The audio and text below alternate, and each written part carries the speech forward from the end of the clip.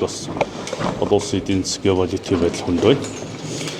Ер нь одоо өөрөө бас эдийн засгийн мэрэгчлээ сангийн яамд газрын дараагаар ажиллаж ирсэн төрийн нэрийн бичгийн дараагаар мөн одоо агентлагийн дараагаар сабрын сайд хийж ирсэн. За энэ ажлын чинь туршлага харж үзлээ. Ийм хүнд үед бас ачааны хүнд өөрөө танд зүтгэл гэдэг юм үргэлжсэн. Өнөөдрийн томилгооноос харахад бол хоёр тал нэгдэж эвлэрсэн гэж ойлгож болох уу? За энэ Амар аслангийн тал бол 5 суудл авсан юм шүү дээ. За би бол тэр юм дэггүй. Сайдын ихний томилгол Монгол Улсын үндэс хуулиар олгогдсон Монгол Улсын ерөнхий сайд ирэх. За бас эдийн засгийн хүндрэх нөхцөлийн үед бас энэ салбараар сайдаар томилогдлоо тий. Тэр нь юунд голж анхаарна гэж бодож ажиллана гэж бодож байна.